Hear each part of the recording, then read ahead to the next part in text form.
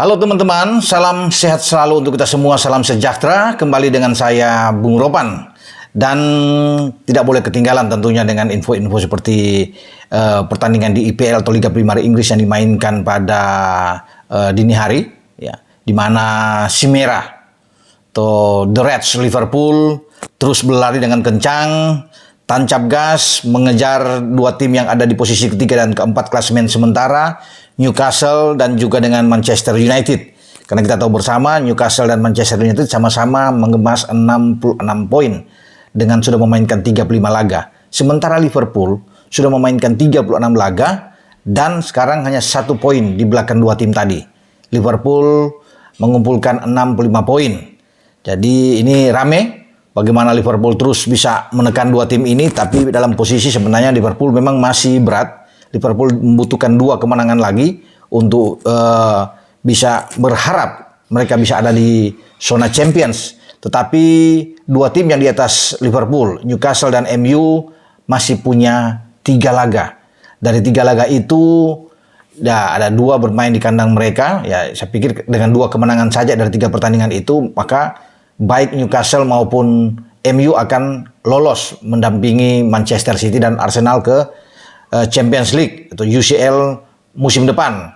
Dan kalaupun Liverpool menang melawan Aston Villa pada Sabtu ini, kemudian di akhir Mei ini menang di St. Mary menghadapi Southampton, itu akan sia-sia. Mereka akan tetap berada di posisi kelima paling tidak, kalau atau dengan catatan Newcastle dan MU bisa menang 2 dari 3 pertandingan terakhir.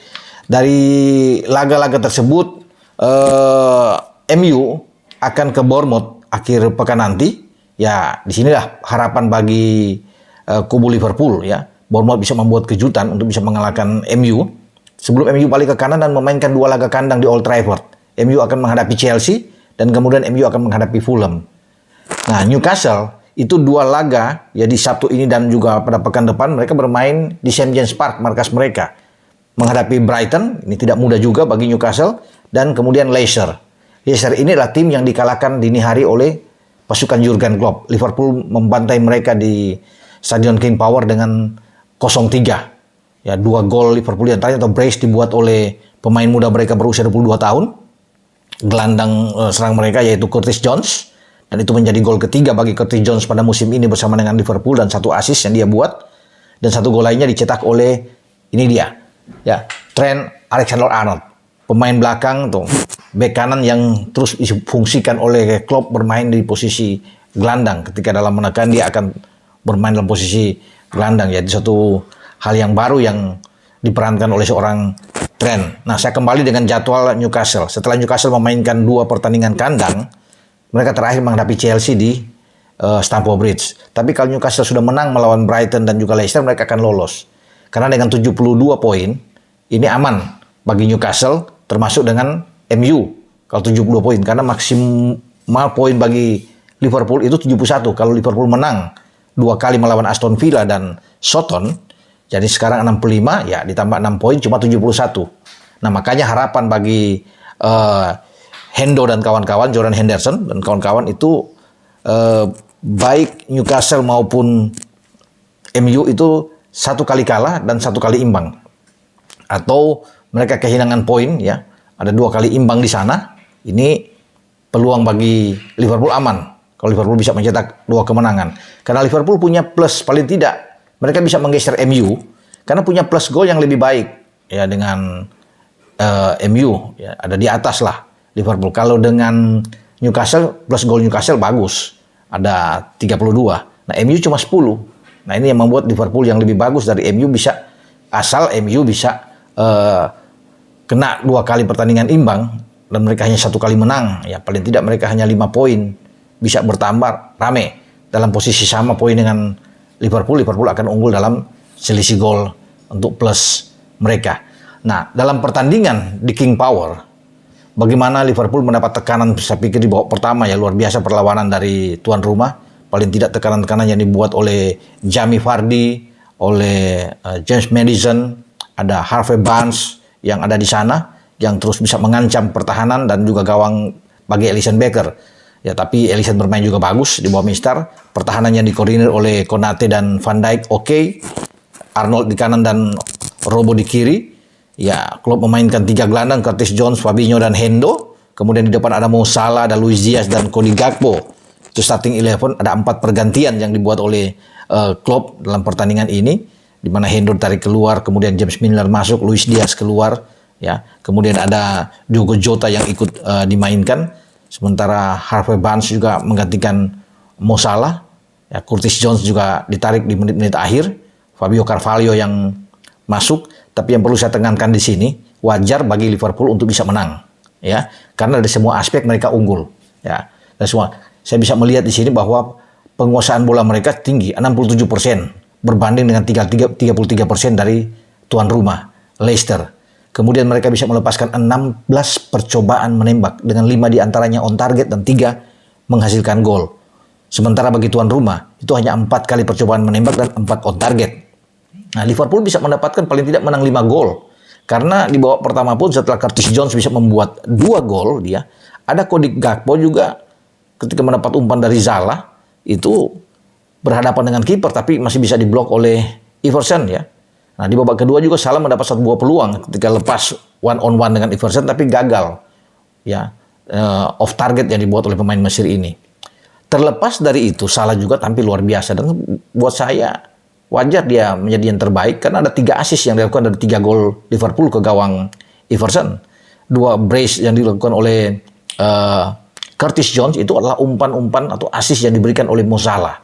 Ya. Kemudian bagaimana gol tendangan bebas yang dibuat di menit 71 oleh Arnold itu juga karena assist dari Mo Salah. Jadi ini assist ke-10 Muhammad Salah dengan 19 gol yang dia sudah buat.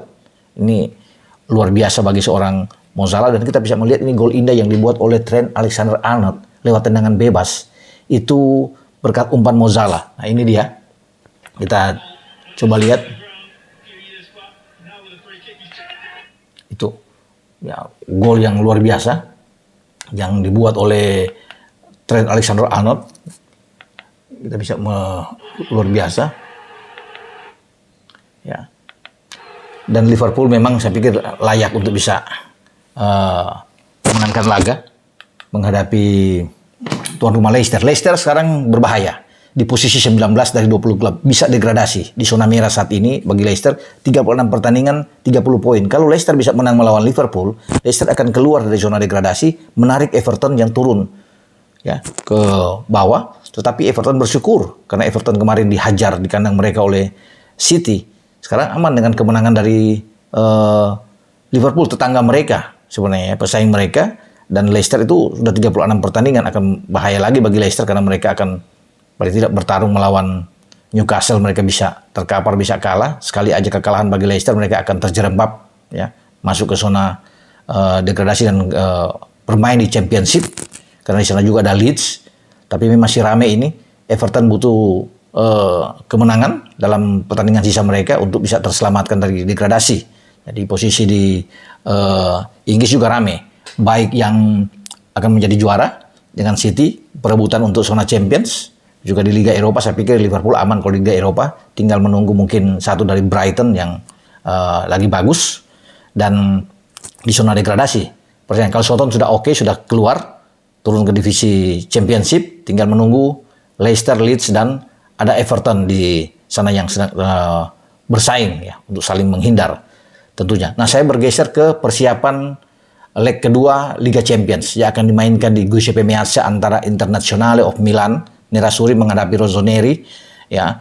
AC Milan defisit 2 gol, kalah di leg pertama dengan 0-2 dari Inter Milan. Ini agak berat, misi yang sangat sulit diemban oleh pasukan Pioli di saat mereka akan bertarung dengan tim asuhan Simone Inzaghi.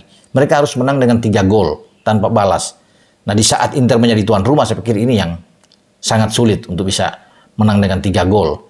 Inter butuh imbang saja, atau kalah dengan 1-0, Inter akan lolos ke final. Ini mengulangi final terakhir mereka pada 2010 di tangan Jose Mourinho, dan mereka bisa mendapatkan treble saat itu dengan mengalahkan Bayern Munchen di final, karena mereka sukses juga menjadi juara Scudetto dan di Coppa Italia. Nah, sekarang bagaimana Inzaghi ingin membawa Inter Milan itu ke final dan menantang salah satu pemenang di antara Manchester City dan Real Madrid yang akan bermain di Kamis dini hari. Nah, pada Rabu dini hari itu kita akan menentukan. Dalam posisi Inter sebagai tuan rumah, saya pikir kans bagi Inter untuk bisa menang juga terbuka ya bagi Inter. Karena saya bilang tadi kan draw juga sudah aman buat mereka. Namun Inter butuh 1 gol aja. Kalau mereka bisa mencetak 1 gol, ini tentunya akan aman. Akan sangat sulit bagi Milan untuk bisa mencetak 4 gol ke gawang Inter Milan. Kalau Inter bisa mencetak 1 gol. Nah, posisi sekarang bagi Inzaghi dia tetap akan mempertahankan the winning team dia. Tentunya ya Onana di bawah Mister, tinggal di belakang dengan 3 pemain kan 3-5-2 selalu ditampilkan oleh Inzaghi. Bisa aja Darmian akan bermain di sana. Ada Bastoni juga dan Rango Acerbi. Di belakang 5 gelandang dia ada Dumfries di kanan, Di Marco di kiri, kemudian Calhanoglu bermain di sana dan Mkhitaryan dan Nicolo Barella. Ini kan formasi awal menghadapi Milan ketika mereka menang dengan 2-0 ketika Milan bermain di San Siro. Sebenarnya stadion yang sama, tapi Milan kalau menjadi tuan rumah bermain dengan nama San Siro ini Meazza, Giuseppe Meazza ketika Inter menjadi tuan rumah. Nah, Inter punya 2 striker yang pasti akan di depan. Edin Dzeko yang akan dimainkan, kemudian dengan Lautaro Martinez. Ya, ini 2 yang tetap akan dipertahankan. Dzeko tampil bagus di leg pertama, ya, dan ikut membuat gol, dan saya pikir dia akan tetap dipertahankan dengan alternatif di babak kedua. Mungkin super sub ada Lukaku yang akan dimainkan. Ya, mereka masih punya Brozovic juga pemain yang bagus. Bagaimana dengan Milan? Ya, Milan yang membutuhkan kemenangan. Ya, mereka sudah ada mungkin Rafael Leao yang akan tampil karena di leg pertama Leao tidak bermain. Ini yang mengurangi daya dobrak bagi Milan. Tapi sekarang mereka berharap terhadap pemain Portugal ini untuk bisa bersanding di depan. Ya, mungkin dia akan mendukung Oliver Giroud. Dia akan ditaruh sebagai pemain nomor 9. Nah, dibantu oleh Brahim Diaz di tengah. Kalau Benacer ini sudah fit atau bugar lagi, mungkin Benacer ya akan tampil. Kalau tidak, kan mereka masih punya Mesias Junior, kemudian ada Saelemaekers yang bisa ditampilkan. Nah, 2 gelandang yang lebih bertahan di pivot, ya pasti akan dimainkan oleh Sandro Tonali dan juga Krunic di sini. Tinggal di belakang ya, mungkin Calabria akan bermain di kanan, Theo Hernandez ada di kiri. Kalau lu mungkin bisa tampil atau Simon Jair, kita tidak tahu, tapi mereka punya Tomori. Bisa aja Tomori dan Simon Jair yang akan bermain di posisi back tengah dan Maignan di bawah Mister. Itu yang kemungkinan saya bilang tentang starting line up yang akan ditampilkan oleh Pioli menghadapi Inter Milan. Nah, kita akan tunggu. Ya, tentunya bagi penggemar Milan akan berharap akan terjadi semacam comeback yang luar biasa. Mereka bisa menang 3-0 walaupun saya bilang ini misi yang sangat berat buat mereka. Karena Inter Milan itu lebih suka bermain dengan AC Milan. Mereka lebih enak bermain mereka. Kesempatan menang itu luar biasa. Ketimbang mereka harus ketemu dengan Napoli. Untung Milan bisa menjegat Napoli. Kalau Napoli yang dihadapi oleh Inter agak sulit memang selalu untuk bisa bertarung dengan Napoli. Tapi kalau Milan, mereka ini menjadi seperti sesuatu yang mereka sukai, ya, jadi empuk buat mereka, dan itu terlihat ketika mereka mendapatkan hasil yang positif di leg pertama. Ya, di leg kedua mereka lebih nyaman, ya, karena sudah punya tabungan 2 gol. Kalau mungkin baru 1 gol, ini masih rame. Kemungkinan bagi Milan untuk bisa membalas itu cukup besar. Tapi dengan 2 gol, ini enak mungkin bagi Inter. Tapi tidak boleh percaya diri berlebihan bagi anak-anak Inter Milan, karena bisa aja itu menjadi bumerang. Bagi Milan, mereka tidak ada lagi harus nothing tulus bermain. Ya, mereka harus bermain terbuka, karena mereka butuh 3 gol. Ya, itu resikonya ketika terbuka, ya gawang mereka juga bisa bobol. Makanya itu Inter kan cukup mencetak 1 gol lagi, ya lebih aman buat mereka. Tapi bagi Milan tentunya ya hidup atau mati dalam pertandingan leg kedua kalau mereka ingin ke final. Ya, kita akan tunggu nantinya, dan saya ingatkan kepada teman-teman yang mengikuti kuis untuk mendapatkan giveaway dari Bung Ropan, kaos ini untuk tim Indonesia yang akan bermain nanti malam final menghadapi Thailand di SEA Games cabang sepak bola. Ya, itu tentunya berapa skor akhir yang akan terjadi di antara Indonesia dan Thailand. Dan itu jam 6 sore itu saya kunci terakhir, ya, jam 6 sore. Karena bermainnya kan jam 7. Ya, bagi Anda yang bisa menebak dengan tepat, tentunya lebih dari 10 orang, karena ini cuma 3 pemenang yang akan mendapatkan kaos seperti ini. Ya, kita bisa melihat 3 kaos yang akan diberikan, itu akan diundi nantinya.